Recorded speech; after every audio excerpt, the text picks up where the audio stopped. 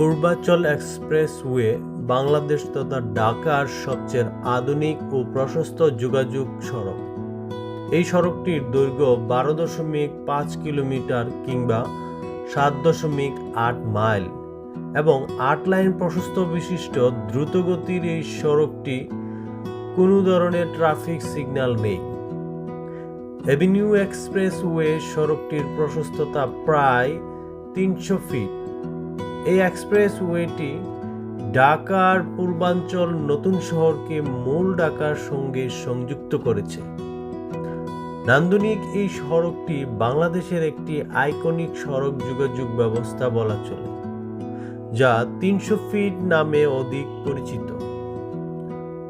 6150 acre জমির উপর 1995 সালে শুরু হয় পূর্বাঞ্চল নতুন শহর প্রকল্পের কাজ। শুরুতে বলা হয়েছিল 2013 সালের ডিসেম্বরের মধ্যে প্রকল্পটির কাজ শেষ হবে। পূর্বাঞ্চল নতুন শহর প্রকল্পটি ঢাকার গাজীপুর জেলা, নারায়ণগঞ্জ জেলা ও ঢাকা জেলার বিস্তীর্ণ এলাকাতে গড়ে উঠেছে। প্রথমে 30টি সেক্টরের মধ্যে 26,000 আবাসিক প্লটের পরিকল্পনা থাকলেও এই পর্যন্ত হস্তান্তর হয়েছে 21,000-এর মতন প্লট, কিন্তু নির্মাণ কাজ শুরু হয়েছে মাত্র 300টি প্লটের মধ্যে। এখন পর্যন্ত মোট 5 বার নকশা পরিবর্তন করা হয় এই পূর্বাঞ্চল নতুন শহরে। পাশাপাশি 7 দফা বাড়ানো হয়েছে প্রকল্পের মেয়াদও, যার সর্বশেষ সময়সীমা ধরা হয়েছিল 2024 সালের ডিসেম্বর পর্যন্ত। পূর্বাঞ্চল নতুন শহরের মূল বৈশিষ্ট্যগুলো হলো 13 কিলোমিটার তথা 8.1 মাইল খাল, 13 কিলোমিটার তথা 8.1 মাইল রাস্তা, 39 কিলোমিটার ওয়াকওয়ে, 4টি আই-লুপ, খালের উপরে 13টি সেতু, 4টি এক্সপ্রেসওয়ে ফুট ওভারব্রিজ ও 5টি সুইচ গেট নির্মাণাধীন, একটি পাম্প হাউস ছাড়াও 12টি ওয়াটার বাস স্টপ, একটি 4.8 কিলোমিটার তথা 3 মাইল স্ট্রম সোয়ার লাইন নির্মাণ করা হবে। পূর্বাঞ্চল নতুন শহরের জন্য উন্নয়ন প্রকল্প প্রস্তাব 2025 সালে পাশ হয়।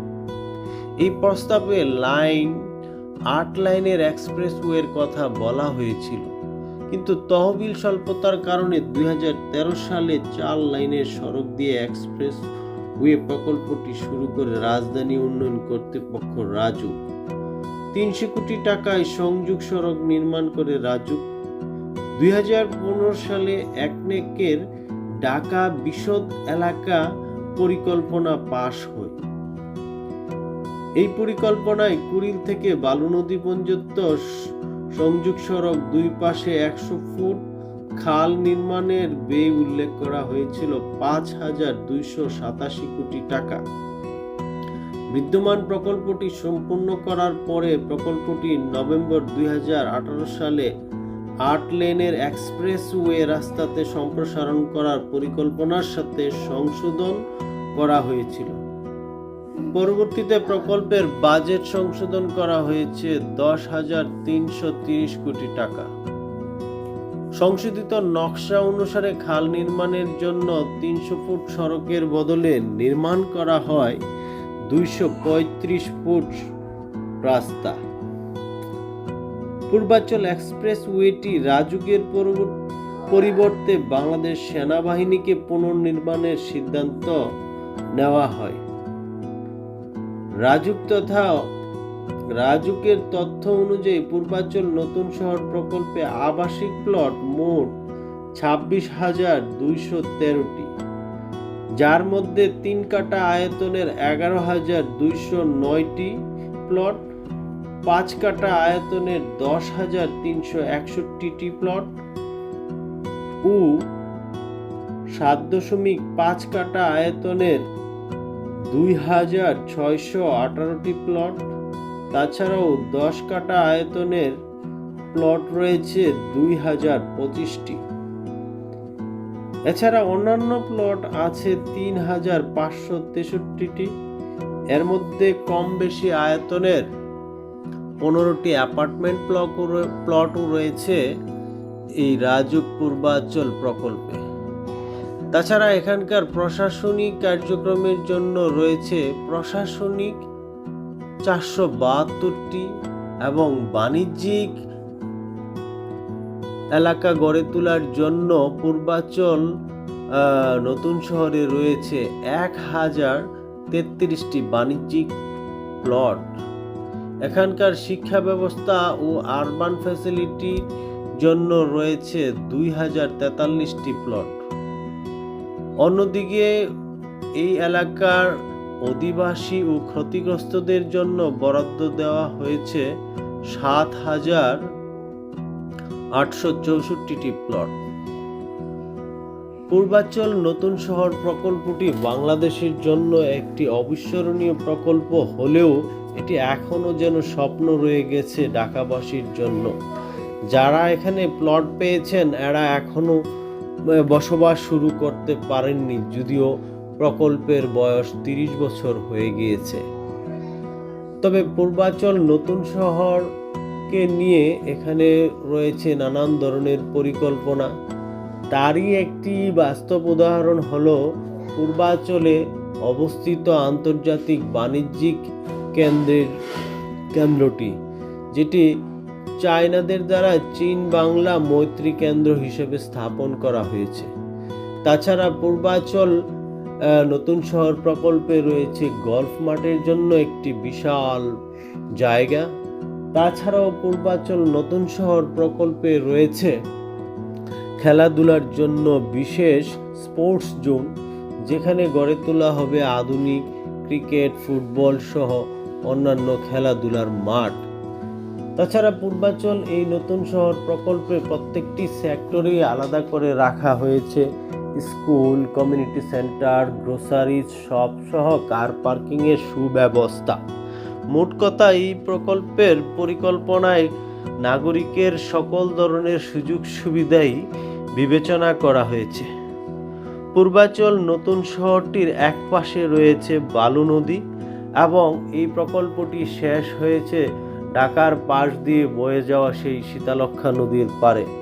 শীতলক্ষ্যার সেই কাঞ্চন নদী থেকে ঢাকার কুড়িল পর্যন্ত এখানকার এই সড়কটিকে পূর্বাঞ্চল এক্সপ্রেস হাইওয়েতে রূপান্তর করা হয়েছে। বর্তমানে এই পূর্বাঞ্চল এক্সপ্রেস হাইওয়েটি কাঞ্চন পর্যন্ত চলমান রয়েছে এবং এখানকার গাড়ি যোগাযোগে কোনো ধরনের সিগন্যালে অপেক্ষা করতে হয় না। যাত্রীরা খুব নির্বিঘ্নে, খুব দ্রুত গতিতে এই রাস্তা দিয়ে যাতায়াত করতে পারছে। তবে সকলেই প্রত্যাশায় রয়েছে কখন পূর্বাঞ্চল নতুন শহরের শিক্ষা, স্বাস্থ্য ও বাজারঘাট সহ অন্যান্য নাগরিক সুযোগ সুবিধার প্রতিষ্ঠানগুলো চালু হবে। তাছাড়া শহরের ভিতরে সুয়ারেজ লাইন সহ সুপ্রিয় প্রাণীর সরবরাহ করা হবে। যদি বাস্তবায়িত হয়, পূর্বাঞ্চল নতুন শহর হবে ঢাকার একটি বিশ্বমানের আবাসনের ব্যবস্থা, যেখানে নাগরিকরা সবুজের মাঝে প্রাকৃতির ছোঁয়ায় লেক এবং সবুজ প্রকৃতির মাঝে বসবাস করার সুযোগ পাবেন। আমাদের প্রত্যাশায় দ্রুতই চালু হবে পূর্বাঞ্চল নতুন শহর, গড়ে উঠবে কোলাহলে পরিপূর্ণ হয়ে উঠবে এই শহর, মুখরিত হবে মানুষের চলাচলে। তবে পূর্বাঞ্চল এক্সপ্রেস হাইওয়েটির সুযোগ সুবিধা গ্রহণ করতে পারবেন আরও বেশ কয়েকটি বেসরকারিভাবে গড়ে ওঠা আবাসিক প্রকল্প। তার মধ্যে অন্যতম হলো বসুন্ধরা আবাসিক এলাকা। পূর্বাঞ্চল হাইওয়ে চালু হওয়ার কারণে এখানকার বাসিন্দাদের যোগাযোগ ব্যবস্থায় এনেছে অভাবনীয় পরিবর্তন।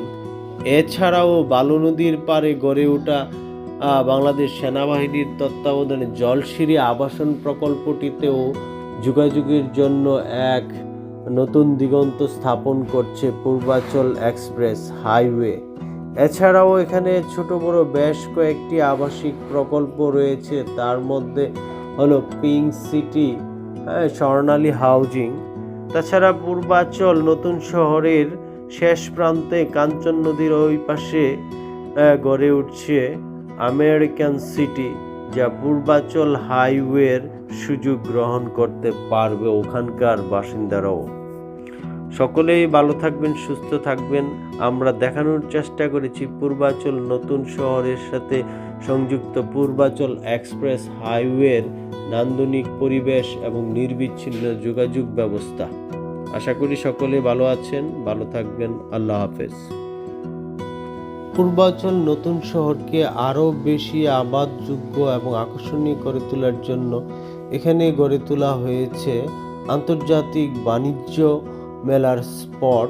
তাছাড়াও এখানে গড়ে তোলা হচ্ছে আধুনিক স্টেডিয়াম। তাছাড়াও এই পূর্বাচল নতুন শহরের পরিকল্পনার মধ্যে রয়েছে পর্যাপ্ত পার্ক,